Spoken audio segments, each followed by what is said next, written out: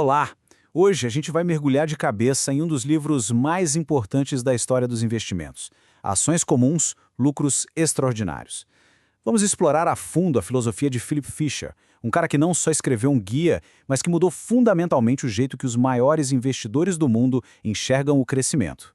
E olha, para começar, não tem jeito melhor de mostrar o peso de Fisher do que com essas palavras do próprio Warren Buffett. Quando o investidor mais famoso e bem-sucedido do planeta recomenda o trabalho de alguém, o mercado financeiro para tudo para ouvir. Isso aqui não é só um elogio, é um carimbo de genialidade, um sinal da profundidade das ideias que a gente vai ver agora. Sabe, essa é a grande questão, né? A pergunta que tira o sono de quem investe pensando no longo prazo. O mercado bombardeia a gente com informação, com dicas, com sobe e desce diário.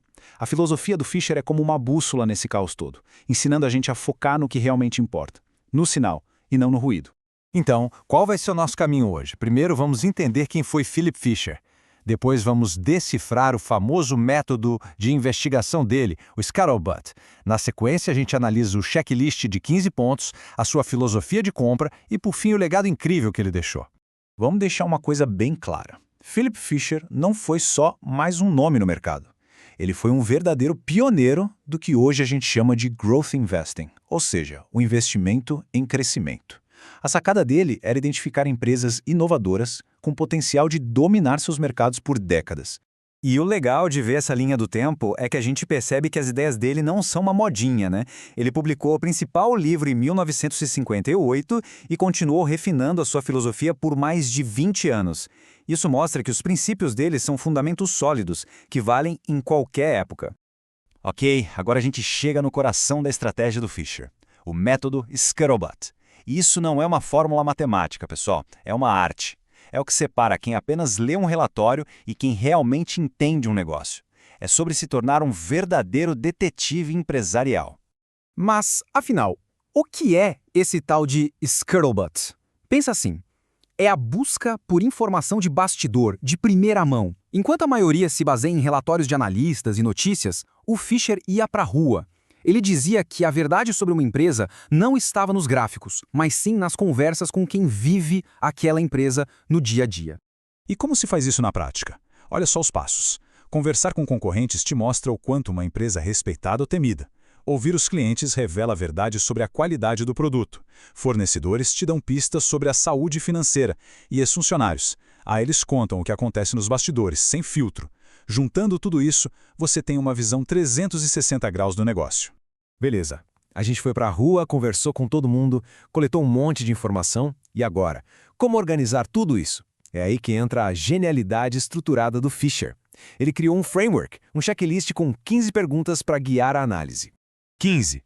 E não é um número qualquer tirado da cartola. São 15 pontos-chave que, se respondidos a fundo, te dão uma clareza absurda sobre o futuro de uma empresa.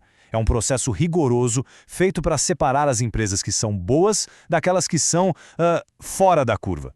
E o mais legal é que essas 15 perguntas não são aleatórias. Elas se encaixam perfeitamente em 5 grandes temas.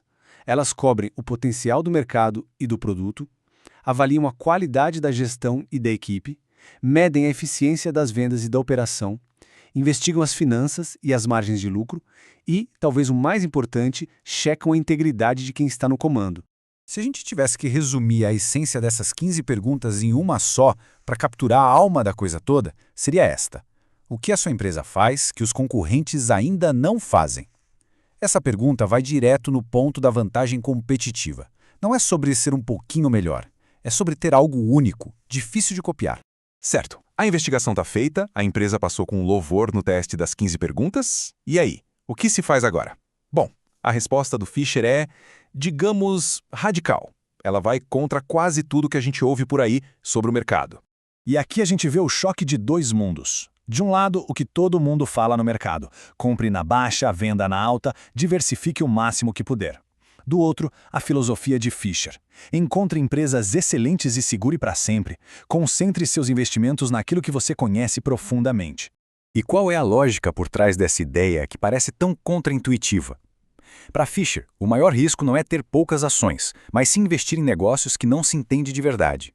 Para ele, diversificar demais é quase como admitir que não se sabe o que está fazendo. É muito melhor conhecer a fundo poucas empresas do que saber só o básico sobre dezenas delas. Então, no fim das contas, qual é o grande legado que o Philip Fisher deixou pra gente? É uma virada de chave completa na mentalidade. É parar de tratar ações como se fossem bilhetes de loteria e começar a enxergá-las como o que elas realmente são, pequenas partes de um negócio real. Então, para a gente amarrar tudo, as lições principais são essas. Primeiro, investigue, não especule. Use o método Scuttlebutt. Segundo, seja disciplinado. Use um guia como as 15 perguntas. Terceiro, foque na qualidade da empresa no longo prazo, não no preço da ação hoje. E o mais importante, pense como se o negócio fosse seu. E tudo isso nos leva a uma reflexão final, uma pergunta que cada pessoa tem que se fazer. A filosofia do Fisher não é um caminho fácil. Exige trabalho, paciência e a coragem de pensar diferente da manada. A questão, portanto, não é se a estratégia funciona, é se temos a disciplina para aplicá-la. E a resposta para essa pergunta pode definir toda uma jornada de investimentos.